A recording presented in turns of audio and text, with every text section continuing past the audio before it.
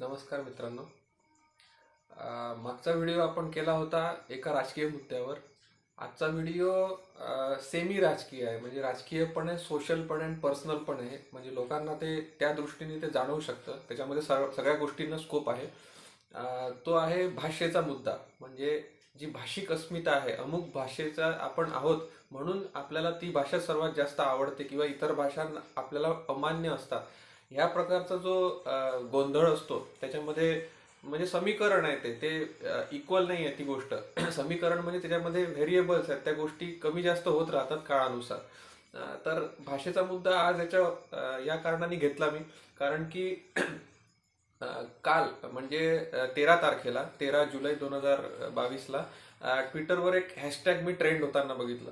Hashtag जेव्हा trend होतात तेव्हा ते म्हणजे कुठल्या तरी एका भावनिक मुद्द्याला, माझ्या अंदाजानुसार एखाद्या भावनिक किंवा कुठल्या तरी लोकांच्या मनातल्या मुद्द्याला जेव्हा एकदम हात घातला जातो तेव्हा लोक काय करतात की तो जो तेवढा भाग आहे त्या काही शब्दांचा जी रचना असते ते असंच्या असं ट्विटरवर ट्विट करतात सगळे मिळून, हॅशटॅग त्याच्या अगोदर चिन्ह लावून. आणि त्याच्यामुळे ते तशा प्रकारे ज्यांनी ज्यांनी ट्विट केलेलं आहे त्या सगळ्यांची एक मे बी काय म्हणा काउंट केली जाते. आणि ती काउंट जेवढी जास्त होईल, कमी वेळात जेवढी जास्त वेळात ती काउंट होईल तेव्हा ते ट्रेंडिंगमध्ये दिसतं. तर मी काल बघितलं ट्विटरमध्ये, तर डिअर नथिंग या नावाने एक व्हॉट्सॲप ट्रेंड होत होतं. तो व्हिडिओची लिंक मी शेअर पण केली होती, पण आज तो व्हिडिओ प्रायव्हेट झालेला आहे. म्हणजे आज मी त्याच्या एक दिवस नंतर व्हिडिओ करतोय. आजही मला सलग दुसऱ्यांदा एक ट्विटरवर हॅशटॅग दिसलं, माय तमिल फ्रेंड.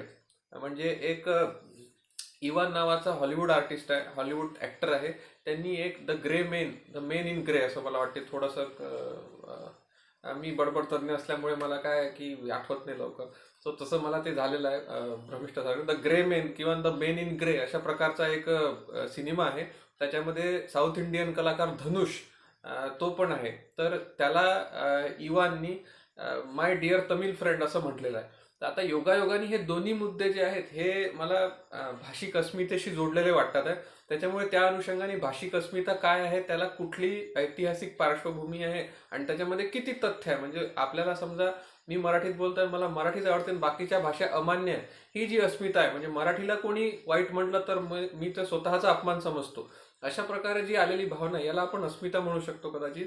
तर आपल्याला तर मराठीमध्ये जेव्हा एखादी गोष्ट आपण मातृभाषा म्हटलं जाते, मातृभाषा म्हणजे काय, आपण आपली आई जी बोलते ती भाषा जी आपण पहिली शिकलो, म्हणजे जी फर्स्ट लँग्वेज म्हणून आपण शिकलो आपल्या घरात, आणि नंतर मग आपण ट्रान्सलेट करून बाकीच्या भाषा शिकू शकतो एका भाषेतून. म्हणजे पहिली भाषा आपली आई आपल्याला शिकवते ती झाली मातृभाषा. तर ह्या मातृभाषेचा जो अभिमान असतो त्याच्यावरून पुष्कळ पॉलिटिकल गदारोळ झालेला आहे याच्या अगोदरही. तर त्याला आपण एक काय म्हणतात ओव्हरलुक देण्याचा प्रयत्न करू. तर सर्वात पहिले हा भाषिक अस्मितेचा मुद्दा हा तामिळ लोकांनी सर्वात पहिले उपस्थित केला होता. काय झालं की जेव्हा भारत पारतंत्र्यात होता तेव्हा भारताची भाषा ही इंग्लिश होती, राज्यभाषा, म्हणजे ज्याला म्हणतो नॅशनल लँग्वेज. जे इंग्रज ऑफिशियली जेव्हा कम्युनिकेट करायचं असते एका ऑफिस डॉक्युमेंटमधून दुसऱ्या, किंवा मग ऑफिशियली जे कम्युनिकेशन असते त्यासाठी इंग्लिश भाषा वापरली जायची. पण त्याच्यानंतर जेव्हा भारत स्वतंत्र झाला तेव्हा इंग्लिश भाषा हटवावी आणि त्याच्या जागी कुठली तरी भारतीय भाषा बसवावी असा एक विचार चालू झाला. कारण इंग्लिश हे पारतंत्र्याचं प्रतीक होतं. आपल्याला हे माहिती आहे की इंग्लिश भाषा इंग्रजांनी पूर्ण देशावर राज्य केल्यामुळे इंग्लिश भाषा हीच अशी होती जी सगळ्या देशाला माहिती होती. एकमेव भाषा अशी होती जी पूर्ण देशाला त्या काळात म्हणजे समजत होती आणि माहीत होती. ओव्हरऑल त्याचं कव्हरेज भारतात सेम होतं. पण इंग्लिश भाषा ही तेव्हाच्या 1% लोकांना समजत होती. दोन्ही गोष्टीतला फरक लक्षात घ्या. भौगोलिकदृष्ट्या पूर्ण भारतभर परिचित असलेली भाषा, परंतु ती भाषा माहीत असणारे लोक जी बोलू शकतात किंवा लिहू शकतात ते फक्त 1%च लोक होते. त्याच्यामुळे इंग्लिश ठेवू नये भारताची ऑफिशियल लँग्वेज असा पण एक कल होता. पंडित जवाहरलाल नेहरूंनी जेव्हा भारताचं संविधान गणतंत्र राज्य म्हणून घोषित झाला, भारताचं संविधान लिहून कम्प्लीट झालं, त्यावेळेस जवाहरलाल नेहरूंनी म्हटलं होतं की म्हणजे 26 जानेवारी 1950 सालापासून. सो तेव्हापासून जवाहरलाल नेहरूंनी म्हटलं की इथून पुढचे 15 वर्ष इंग्लिश भाषा तर राहीलच, पण त्याच्यानंतर तुम्हाला इंग्लिश मॅन्डेटरी, म्हणजे त्याच्यानंतर पुन्हा विचार करता येईल एखाद्या गोष्टीचा की इंग्लिश भाषा ठेवायची की नाही ठेवायची. तेव्हा मग कोणती भाषा ठेवायची तर का ठेवायची?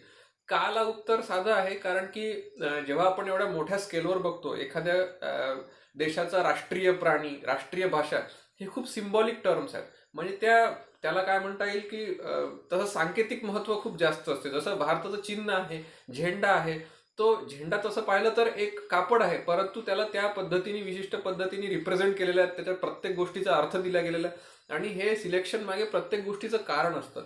सो तो भारताचं एक चिन्ह झालं तो झेंडा म्हणजे, बरोबर. ती जी राजमुद्रा आहे, 4 दिशेने सिंह आहेत, ती आहे. सो त्याच्यामुळे काय होतं की त्या देशाचा एक विचार समोर मांडला जातो. त्या गोष्टीत प्रत्येक एक हे असतं, म्हणजे महत्व असतं. त्या प्रत्येक गोष्टीच्या मागे एक विचार असतो. त्या विचारावरून त्या देशाची आयडिओलॉजी कळत असते, बरोबर. सो अशी कुठली भाषा आहे की जी सर्वांना कॉमन असेल, असा विचार केला गेला. तेव्हा मी ज्याप्रमाणे वाचलं आहे काही आर्टिकलमधून, मी ज्या ज्या आर्टिकलचे रेफरन्स घेतलेले आहेत ते सगळे आर्टिकल मी डिस्क्रिप्शनमध्ये पोस्ट करतोय, तुम्ही ते वाचू शकता. त्याच्यावर तुम्हाला आणखीन डिटेलमध्ये समजून येईल. म्हणजे ते खरंच तज्ज्ञ लोकांचे किंवा जर्नलिस्ट लोकांचे आर्टिकल्स आहेत. सो इंग्लिश वृत्तपत्रांनी पुष्कळदा त्याला कव्हर केलेलं असतं. आपल्या इकडे तो वाद येत नाही फारसा. तर जेव्हा 1965 साल उजडायच्या अगोदर, 2 वर्ष अगोदर, म्हणजे 1963 साली एक ऍक्ट आणला गेला कॉन्स्टिट्यूशनमध्ये की आता 1950 साली पंडित जवाहरलाल नेहरूंनी दिलेली जी 15 वर्षाची मुदत होती की यावेळेस इंग्लिश भाषा आपली, यावेळेस तुम्ही चेंज करायला एक प्रिफरन्स देऊ शकता या विचाराला. तेव्हा त्याच्या 2 वर्ष आधी, म्हणजे 1965च्या 2 वर्ष आधी 63मध्ये एक ठराव आणला गेला. त्याला म्हणतात आर्टिकल 343. ठीक आहे, मला एकदा कन्फर्म करू द्या. सो या आर्टिकल 343 अंतर्गत हिंदी ही भाषा घ्यायची होती, म्हणजे काय म्हणता येईल, राष्ट्रीय भाषा हिंदी म्हणून. परंतु आपण जर विचार केला तर महाराष्ट्रापासून जो वरचा पट्टा आहे तो, आणि साऊथकडून, नॉर्थकडून, ईस्टकडून वेस्टकडे येताना फक्त ईस्टर्न पार्ट म्हणजे बंगालचा पार्टच्या नंतरचा पार्ट, म्हणजे आसाम आलं, मेघालय, मिझोराम, ते 7 सिस्टर्सचे जे टोटल स्टेट्स आहेत ते, या सगळ्यामध्ये वगळता मधातला जो मेजर पोर्शन होता, म्हणजे पार दिल्लीपासून काश्मीरमध्ये पुष्कळ अंशी तेव्हा होतंच हिंदीचं ज्ञान. त्याच्यामुळे तसं पाहिलं तर काश्मीरपासून ते महाराष्ट्रापर्यंत हा ओव्हरऑल हिंदी भाषिक वर्ग होता. हिंदी भाषिक प्युअर नसेल, म्हणजे जशी हिंदी आपण व्याकरणदृष्ट्या प्युअर म्हणतो तशी नसेल, पण तिथली जी त्या ठिकाणची जी बोली भाषा होती त्या पर्टिक्युलर राज्याची, ती हिंदीशी पुष्कळ अंशी साधर्म्य, म्हणजे ओव्हरलॅप करणार होती त्यांचा शब्दसंग्रह. जसं आपण मराठीमध्ये कसं, मराठी लोकांना हिंदी समजूनच जाते, म्हणजे आपल्याला काही विशेष कोणी हिंदी शिकली नंतर आली असं नाही. आपली भाषा, मातृभाषा मराठी असली तरी आपल्याला हिंदी येऊन जाते. कारण काय, आपली स्क्रिप्चर एकच आहे, म्हणजे हिंदीत आणि मराठीत सेमच लिहिला जातो. तशा प्रकारे ह्या ज्या वरच्या स्टेट्सच्या भाषा आहेत, म्हणजे बंगालच्या नंतरचा भाग सोडून द्या, पूर्व भाग आणि पश्चिम पूर्ण राजस्थान, गुजरातपर्यंत हिंदी जवळपास साधर्म्य असणारी आहे. काश्मीरपासून ते खाली महाराष्ट्र ते मिक्स असं आपण समजू. सो महाराष्ट्रापर्यंत हिंदीला काही हे नव्हता, विरोध नव्हता की एवढ्या मोठ्या पॉप्युलेशनला जर येते आहे हिंदी, तर हिंदी आपली राष्ट्रीय भाषा असली पाहिजे. परंतु महाराष्ट्रानंतरचे जे खालीचे जे स्टेट्स आहेत त्याच्यामध्ये तामिळनाडू आलं, कर्नाटक आलं, आंध्र प्रदेश आलं, आताचा तेलंगणा आलं आणि केरळ आलं, बरोबर. सो ह्या सगळ्या भागामधल्या लोकांनी ह्या गोष्टीला विरोध करायला सुरुवात केली, कारण ह्या ठिकाणची जी भाषा आहे त्याची जी लिपी आहे ती लिपी, हिंदी लिपी पूर्ण वेगळी आहे, बरोबर. हिंदीला आपण देवनागरी म्हणतो, त्या भाषांची वेगळीच आहे, ती द्रविडियन भाषा झाली, बरोबर. सो त्या लिपीला त्यांचा एक तर ती सारखी नव्हती, शिवाय त्यांनी आतापर्यंत 200 वर्ष झाले, ब्रिटिश जो रूल होता त्या 200 वर्षापासून त्यांनी इंग्लिशच राज्यभाषा घेतली होती, बरोबर, राष्ट्रीय भाषा घेतली होती. त्याच्यामुळे त्यांना विरोध होता. त्यांचं म्हणणं की जर तुम्ही हिंदीला प्रमोट करताय तुमची नॅशनल लँग्वेज म्हणून, म्हणजे राष्ट्रीय भाषा म्हणून, तेव्हा हिंदीला स्वतःचं काही अस्तित्व असलं पाहिजे. परंतु तसं बघता हिंदीला फार काही 2 लँग्वेजच्या मधात अस्तित्व नव्हतं. म्हणजे तामिळ आणि म्हणजे साऊथ इंडियन भाषा किंवा त्यातल्या त्यात तामिळ आणि हिंदी भाषा, याच्यामधली समृद्ध भाषा कोणती, एनरिच झालेली भाषा कोणती. समृद्धी कशावरून ठरते, भाषा जितकी जुनी तसं त्याच्यामध्ये असलेलं लिटरेचर जास्त, तसं त्याच्यामध्ये महाकवी, महाकाव्य असलेले जास्त आणि शब्दसाठा जास्त, छोट्या छोट्या इमोशनसाठी त्याच्यामध्ये भरपूर प्रकारचे शब्द आपल्याला दिसतात. सो अशा प्रकारे जुनी भाषा असेल, जिच्यामध्ये खूप मोठा शब्दसंग्रह असेल, जिला खूप मोठं व्याकरण असेल, क्लिष्ट व्याकरण असेल, त्याला आपण समृद्ध भाषा असं म्हटलं तर हरकत नाही. तर हिंदी तशी भाषा होती का, तर त्यांच्या मते नव्हती. आता ते का नव्हती हे आपण काही मी फॅक्ट लिहून आणलेल्या आहेत, त्या समजून तुम्ही तुमचं डिसाईड करू शकता की खरंच हिंदी ही तामिळ किंवा मराठी किंवा संस्कृत यांच्या कुठे कुठपर्यंत आहे समृद्धीच्या बाबतीत, बरोबर. ती माहीत असणं ही गोष्ट वेगळी आहे. म्हणजे जनरल आपण एकमेकांशी कम्युनिकेट करताना भाषा माहीत असणं हे ठीक आहे, परंतु त्याला सिम्बॉलिक स्टेटस देण्यासाठी आपल्याला तिचं तेवढं म्हणजे किती गहराई आहे त्या भाषेमध्ये, किती खोलवर आहे ती भाषा रुजलेली, हे आपल्याला बघायला पाहिजे. सो तामिळ लोकांनी याला प्रमुख विरोध केला. 1965 पर्यंतचा तर हा विरोध जनरल सुरू होता, म्हणजे नारे देणे किंवा मग आंदोलन करणे. त्याच्यानंतर पुढे जानेवारी 1965 मध्ये ज्या वर्षी ही ऍक्ट लागू व्हायची होती, कुठली की हिंदी ही राष्ट्रीय भाषा गणली जाईल म्हणून, त्यावेळेस तामिळनाडूमध्ये इतके तीव्र आंदोलन झाले की त्याच्यात 60 लोकांचा जवळपास मृत्यू झाला. DMK सारखी द्रमुक जे पार्टी आहे तिथली, त्यातल्या लोकांनी, तिथल्या मोठ्या मोठ्या लिडर्सनी याच्यात आंदोलनात भाग घेतला, त्यांना अटका झाल्या. सो 60 लोकांच्या मृत्यूपर्यंत ही गोष्ट येते. पण त्याच्यातला मुद्दा काय होता की आम्ही हिंदी भाषा स्वीकारणार नाही राष्ट्रीय भाषा म्हणून, फर्स्ट लँग्वेज म्हणून. तेव्हा मग कुठेतरी दिल्ली दरबाराला वाटलं की आपण ही ठेवायला नाही पाहिजे राष्ट्रीय भाषा, म्हणून त्यांनी ती राजभाषा केली, म्हणजे ऑफिशियल लँग्वेज. जेव्हा कुठलंही एक स्टेट हे सेंटर सोबत कम्युनिकेट करेल, सेंटर म्हणजे केंद्र शासनासोबत कम्युनिकेट करेल, तेव्हा त्याच्यासाठी त्यांनी हिंदी भाषा वापरावी असं म्हटलं. पण तरी तामिळ लोकांना ते मान्य नव्हतं. आणि तामिळ लोकांना मान्य नसल्यामुळे आता जर आपण ओव्हरऑल डायलेक्टचा पार्ट घेतला तर आपल्याला हे लक्षात येईल की हिंदी, मराठी, उत्तर भारतातल्या भाषा हे वेगळ्याच आहेत. त्याच्यानंतर ईस्ट इंडिया म्हणजे पूर्व भारतातल्या, पूर्वोत्तर क्षेत्र जे आहे, नॉर्थ ईस्ट, त्याच्यातल्या भाषा एकसारख्याच आहे पण त्या वेगवेगळ्या आहेत, बरोबर. म्हणजे एकाच आडनावाच्या वेगवेगळे भावंड जसे असतात तशा टाईपमध्ये थोडेफार साधर्म्य असते, पण अदरवाईज ते वेगळे असतात. तसं हा नॉर्थ इंडियातला वेगळा आहे, साऊथ इंडियातल्या भाषांना द्रविड भाषा म्हणतात, बरोबर. सो तामिळनी हे आंदोलन केल्यामुळे त्याला जो मॉरल सपोर्ट आहे तो या सगळ्या स्टेटचा मिळाला, जे की साऊथ इंडियामध्ये गणलं जाते तेव्हा. आता मराठीमध्ये जर म्हटलं तर मराठी लोकांना सुद्धा स्वतःच्या भाषेची खूप अस्मिता आहे. पण महाराष्ट्राचा प्रॉब्लेम हा आहे की ते धड उत्तरेकडे येत नाही, धड दक्षिणेकडे येत नाही. म्हणजे आपण स्वतःला धड दक्षिण भारतीय म्हणू शकत नाही, उत्तर भारतीय तर म्हणूच शकत नाही, बरोबर. सो अशा प्रकारे मध्यावर असल्यामुळे काय झालं, आपण एकटं पडलो त्यावेळेस. पण आपल्याकडे सुद्धा मराठीची पुष्कळ सारी अस्मिता होतीच. आता त्याच्यानंतर परत मूळ मुद्द्यावर येऊ. तर हे केल्यामुळे काय झालं, तामिळनाडूमध्ये इतकं तीव्र आंदोलन होते की तेव्हा तामिळनाडू वगळता सर्व स्टेटची ऑफिशियल लँग्वेज, ज्याला आपण राजभाषा म्हणतो, ती हिंदी म्हणून केल्या गेली. आणि शिवाय इंग्लिश पण त्याच्यात ठेवण्यात आलं, बरोबर. सो आता सद्यस्थितीत भारतामध्ये 22 भाषा अशा एकूण आहेत ज्या शेड्यूल्ड लँग्वेज आहेत, बरोबर. त्याला शेड्यूल्ड हे स्टेटस प्रदान आहे. त्या भाषा कोणकोणत्या? सर्वात पहिले येते काश्मीरी, त्यानंतर पंजाबी, हिंदी, गुजराती, बंगाली, ओडिया, मैथिली, संस्कृत, सिंधी, संताली, उर्दू, आसामी, नेपाळी, मणिपुरी, बोडो, डोगरी, मराठी, कोंकणी, तेलुगू, कन्नड, तामिळ आणि मल्याळम. ह्या अशा एकूण 22 भाषा आहेत ज्या भारताच्या शेड्यूल्ड भाषा आहेत. त्याच्यानंतर जेव्हा हा सगळा कॉन्फ्लिक्ट झाला तेव्हा 3 लँग्वेज फॉर्म्युला अस्तित्वात आणला गेला. 3 लँग्वेज फॉर्म्युला म्हणजे एक पहिली भाषा असणार, नंतर पहिली भाषा असणार हिंदी, दुसरी भाषा इंग्लिश आणि तिसरी भाषा जी आहे ती तुमची रिजनल लँग्वेज म्हणून. जसं आपण स्टेट बोर्डाच्या ज्यात नाही का, first language, second language, third language. मग फर्स्ट लँग्वेज असायची आपली मराठी, जे ज्यांची मातृभाषा मराठी आहे ती, त्यांना सेकंड लँग्वेज असायची हिंदी किंवा संस्कृत, आणि इंग्लिश असायची थर्ड लँग्वेज. म्हणजे त्या तिन्ही भाषा शिकायच्या आणि ज्याच्यातून जशा प्रकारचा व्यवहार करता येईल तसा करायचा. सो इंग्लिश अजूनही काही अबॉलिश झालेली नाहीच आहे. आणि ओव्हरऑल काय म्हणता येईल त्याला, आपल्या इथल्या रचनामुळे, म्हणजे एक तर माइंडसेट आणि ओव्हरऑल समाजाची रचना, याच्यामुळे काय झालेलं आहे की ओव्हरऑल सगळेच लोक इंग्लिश शाळांकडे त्यांचा कल वाढलेला आहे. याचं कारण असं की काय म्हणता येईल की ब्रिटिश लोक जास्त पॉवरफुल आहे, युरोप जास्त पॉवरफुल आहे, म्हणजे अमेरिका जास्त पॉवरफुल आहे भारतापेक्षा. आणि भारतातल्या लोकांना चांगल्या संधी ह्या अमेरिकेमध्येच मिळतात. किंवा मग वरच्या लेव्हलला जर आपण गेलो, टॉप मॅनेजमेंट लेव्हलला, तर इंटरनॅशनली जर कुठली लँग्वेज ऍक्सेप्टेड असेल तर ती इंग्लिश आहे. जसं इंटरनॅशनल करन्सी डॉलर म्हटलं जाते, तसं इंटरनॅशनल लँग्वेज इंग्लिश ही असं समजायला हरकत नाही. जास्तीत जास्त लोक ती समजू शकतात.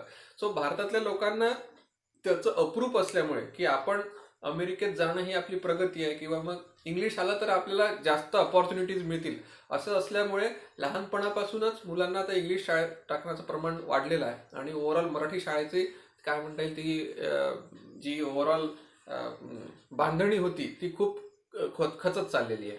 बरोबर.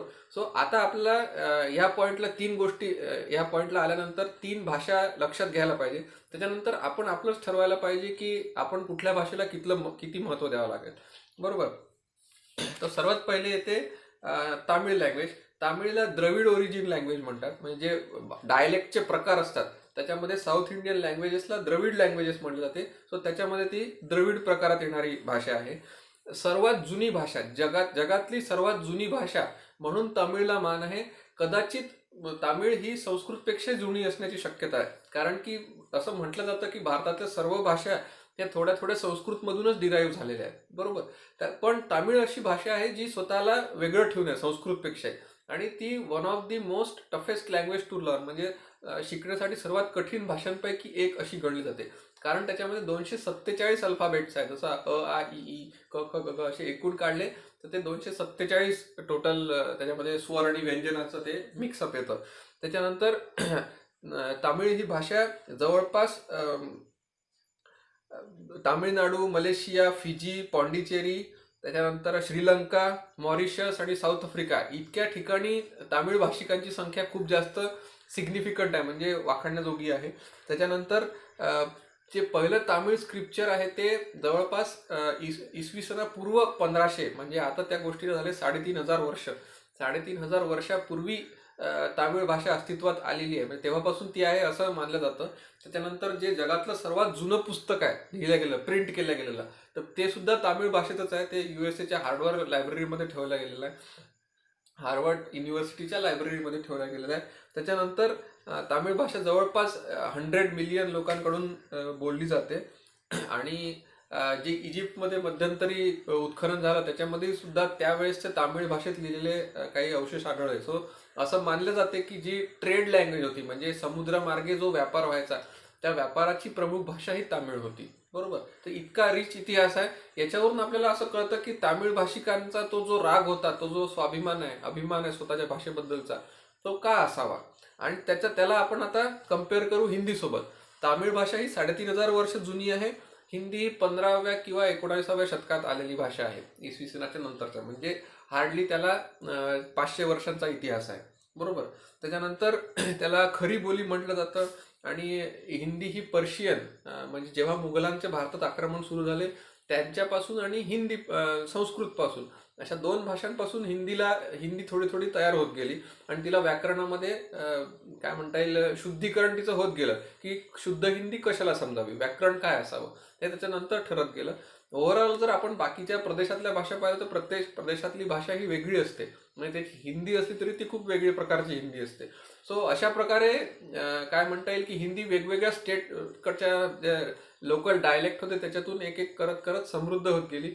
पण ती भाषा समजायला ओव्हरऑल सगळ्या नॉर्थच्या स्टेटमध्ये शक्य असल्यामुळे तिचा ॲक्सेप्टन्स वाढत गेला. बरोबर. ती कामगारांची भाषा म्हणून बोलल्या जावं लागत होती. त्याच्यानंतर आहे मराठीचं, आपली मातृभाषा मराठी. तिचं जो उगम आहे तो जवळपास 1300 वर्ष जुनी मानली जाते मराठी. बरोबर. आणि मराठीमध्ये त्याच्यानंतर म्हणजे काळानुसार ही आपण जी मराठी बोलतो ती तशीच नव्हती. ती थोडे शब्द बदलत गेले. आणि मराठी म्हटलं जाते की ही जी भाषा आहे ही संस्कृत पासून डिराईव्ह केली गेलेली आहे पाली मार्गे. म्हणजे पालीतले पाली भाषा ही संस्कृतमधून घेतल्या गेली होती आणि पाली भाषेतून मराठी तयार झाली. म्हणजे असं मराठी भाषा हे पाली मार्गे संस्कृत आहे असं म्हटलेलं काही हरकत नाही. याच्याशिवाय काही शब्द जे असतात ते पर्शियन पण आले मराठीमध्ये मुघल काळामध्ये. जवळपास 90 मिलियन लोक आहेत जे मराठी बोलतात. सो आपण असा विचार केला तर ओव्हरऑल आपल्या ज्या लोकल लँग्वेजेस आहेत त्याच्यामध्ये साहित्य प्रिझर्व न झाल्यामुळे, शिवाय जे काय म्हणतात शक्तिशाली लोक आहेत तेच ती भाषा न बोलल्यामुळे आपल्याला त्यांचा अभिमान थोडा कमी होत गेला आणि आपल्याला इंग्लिशचा अभिमान वाढत गेला. याच्याशिवाय आपण बरेच बघतो की कोणीतरी काय म्हणता येईल मराठीपेक्षा हिंदी बोलणे, आपल्या महाराष्ट्रातली मेंटॅलिटी, मराठीपेक्षा हिंदी बोलणे हे शाळांमध्ये कॉलेजेसमध्ये हे स्टँडर्ड मानलं जातं की हिंदीमध्ये बोलूया आपण, मराठी काय असं, म्हणजे त्या टाईपमध्ये काय मराठी असं घेतलं जातं. जे इंग्लिश बोलतात ते असं, म्हणजे मराठी, हिंदी, इंग्लिश असं त्यांचं स्टेटस आपण मानतो. सो असं माझ्या नजरेत तरी आलेलं आहे. तुम्ही तसं मानत असाल माहीत नाही. पण ओव्हरऑल लोकांचं मला कल हाच दिसतो की जे कॉन्व्हेंटमध्ये जातात, इंग्लिश स्कूलमध्ये जातात, त्याला हिंदीत बोलायला लावतात, म्हणजे मराठीत नाही बोलायचं, तू एकदा इंग्लिशमध्ये बोलायचं किंवा हिंदी. हे मला कळत नाही की इंग्लिशमध्येच जर तुमची शाळा आहे तर एक तर फुल इंग्लिश ठेवायला पाहिजे, किंवा मग जर सेकंड लँग्वेजमध्ये बोलायला अलाउज करता येतं मग ती मातृभाषा का नको. सो याच्यामध्ये आपल्याला सामाजिक परिणाम दिसतो की जे शक्तिशाली लोक आहेत किंवा मग जे आपले आयडॉल्स आहेत, जे जसे हिरो झाले किंवा कोणी पॉलिटिशियन, हे जास्त हिंदी भाषिक आहेत, बरोबर. सो हिंदी भाषा ही दिल्लीच्या आसपास त्या यमुना तीरावरून अशी वाढत वाढत गेलेली आहे असं म्हणतात. सो त्याच्यापेक्षा तर उर्दू जास्त म्हणजे समृद्ध आहे हिंदीपेक्षा. उर्दू ही भारतीय भाषा आहे बाय द वे. आणि मला खूप जास्त काय म्हणतात मनस्ताप आहे या गोष्टीचा की आपल्यासारखे लोक उर्दूकडे इतकं दुर्लक्ष करतात. म्हणजे त्या काळी स्वातंत्र्य काळामध्ये भगतसिंगांनी उर्दू, भगतसिंग वगैरे, जे पंजाबचा भाग होता, पंजाब पाकिस्तान तिकडचा भाग, हा पूर्ण आणि लखनौपर्यंत पूर्ण हा बेल्ट पूर्ण उर्दू लिहायचा. आणि जर तुम्ही जसं आत्ताची मराठीला तुम्ही शिवकालीन किंवा मग ज्ञानेश्वरकालीन मराठी जर कम्पेअर केलं तर कशी तफावत दिसते. ते शब्द असे खूप भारी भारी वाटतात. आजची मराठी थोडी काय म्हणतात हलकी वाटते. त्याप्रमाणे हिंदी आणि उर्दू आहे. उर्दूमध्ये जो बोलायला गेलं तर तुम्हाला त्याची समृद्धता, त्या भाषेचे फोनेटिक्स म्हणजे शब्द आपल्या कानावर पडतात तेव्हा ते किती मधुर वाटतात, किती रिच आहेत, वेगवेगळ्या भावनांना किती वेगवेगळ्या प्रकारचे शब्द आहेत, बरोबर. सो अशा प्रकारे ते काय म्हणता येईल की बाकीच्या भाषा, तुम्ही कोणतीही भाषा घ्या. आता आपण मराठी आहोत म्हणून मराठी, हिंदी आणि इंग्लिश या 3 भाषा, तामिळ या 3 भाषांचं आपण केलं.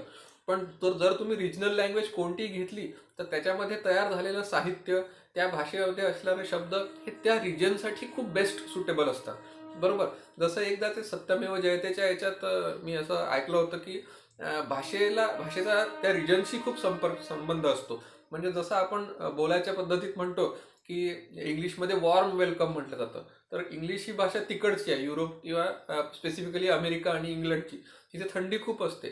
सो वॉर्म वेलकम म्हणजे तुम्ही आले तर मला खूप काय म्हणतात गरमी आल्यासारखं वाटलं. वॉर्म वेलकम म्हणजे तुम्हाला एक छान गरम वाटणार आहे, जो त्यांना शेकायचं असेल तेव्हा, म्हणून ती भावना जी असते इतक्या थंडीतून आल्यावर शेकून घेणे हाताला, सो ती भावना तुम्ही आल्याने मला जागृत झाली. असं वॉर्म वेलकम, तुम्हाला ती भावना मिळो किंवा असं म्हणू शकतो. तेच आपल्या याच्यामध्ये आहे की हिंदीमध्ये की मेरे आपसे मिलकर मेरे कलेजे को बडी थंडक मिल गई. मग आता आपल्या इकडे वातावरण खूप उष्ण आहे म्हणून आपण म्हणतो की तुम्हाला भेटून माझ्या काळजाला खूप छान थंड वाटलं.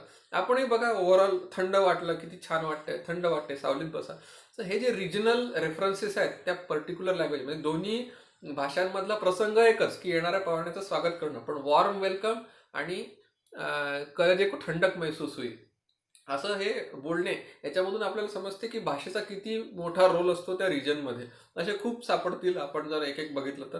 तर हिंदीपेक्षा, माझ्या वैयक्तिक मतानुसार हिंदीपेक्षा ज्या रिजनल लँग्वेजेस आहेत त्या खूप जास्त रिच आहेत, त्या पर्टिक्युलर भागासाठी त्या खूप जास्त योग्य आहेत. त्याच्यामुळे त्या भाषांना निग्लेक्ट करून चालणार नाही. परंतु जे काय म्हणता येईल कम्युनिकेशनचं माध्यम आहे त्याच्यासाठी जर हिंदी आता तेवढं हिंदीनी गेन केलेलं आहे, त्यासाठी आपल्याला हिंदीचा इंग्लिशपेक्षा हिंदीला तुम्ही महत्त्व देता, हे तितकंसं काय म्हणता येईल पटण्यासारखं नाही आहे. शिवाय इंग्लिश मिडियमलाच इतकं महत्त्व देणे, बरोबर. कारण की आपण पॉवरफुल लोकांना मिमिक करण्याचा प्रयत्न करतो. कोणी असो, तुम्ही असो, मी असो किंवा कोणी. जसं पॉवरफुल एखादी व्यक्ती राहील, एखादी टोपी असेल, शिवाजी महाराजांची टोपी आपण किती मोठं समजतो त्याला, कारण की ते पॉवरफुल व्यक्ती होती. आता अशा प्रकारे जे पॉवरफुल लोक आहेत त्यांची माध्यम भाषा ही, बोलण्याचं माध्यम ही इंग्रजी भाषेतून झालेलं आहे ऑलरेडी, म्हणून तिला इतकं जास्त आपण काय म्हणतात सर आंखों पे बिठाया है उसको. परंतु जर आपण ओव्हरऑल विचार केला तर आपली रिजनल लँग्वेज खूप जास्त काय म्हणता येईल मोठा रोल प्ले करते आपल्या भावना समजून घेण्यात, आपल्याला प्रत्येक छोट्या छोट्या गोष्टींना वेगवेगळे शब्द असण्यात, बरोबर. किंवा त्या शब्दांचं जेव्हा आपल्या कानावर आदळतात तेव्हा जे चित्र आपल्या डोक्यात उमटते त्या गोष्टीमध्ये रिजनल लँग्वेजचा मुकाबला कोणीच करू शकत नाही. त्याच्यामुळे मला असं वाटते की हा जो मुद्दा आहे हा कधीच थांबणारा नाही आहे. पण लोकांनी, केंद्र शासनाने सुद्धा जे रिजनल लँग्वेजेस आहेत त्यांना महत्त्व दिलं पाहिजे आणि लोकांनी स्वतःच्या भाषांना महत्त्व दिलं पाहिजे. याच्यातून जर तुम्हाला आणखीन काही तुमचे ऑब्झर्वेशन्स असतील तर ते नक्की कमेंट करा. धन्यवाद. आणि राहिला शेवटचा मुद्दा त्या ट्विटचा, तर सर्वात पहिलं ट्विट होतं डिअर नथिंग या नावाने. एक युट्यूबर आहे, तो मोबाईल फोन्सचे रिव्ह्यू करतो, म्हणजे अनबॉक्सिंग ज्याला म्हणतो आपण. पहिला मोबाईल आणायचा, तो उघडून दाखवायचा कशाची क्वालिटी काय असं. तर त्याच्यामध्ये त्यांनी एक फोन आहे नथिंग कंपनीचा, नथिंग वन म्हणून. तर त्याच्यामध्ये कुठल्याही साऊथ इंडियन लँग्वेज त्याच्यामध्ये ॲक्सेप्ट होत नाही, म्हणजे कम्पॅटिबिलिटी नाही आहे. म्हणून त्यांनी एक त्याचं प्रतिकात्मक एक पम्पलेट तयार केलं की dear Prasad, there is nothing for south Indian people, we have nothing for south Indian people regards nothing company. आणि ती कंपनी तामिळनाडू बेस्डच आहे. त्याच्यामुळे काय आहे की त्याने त्याचा एक काय म्हणता येईल राग येणारा किंवा असा व्हिडिओ बनवला की हे काय असं, म्हणजे तुम्ही याला भारतीय का समजत नाही, किंवा मग हिंदीच का दिली, तामिळनाडूच का नाही दिली.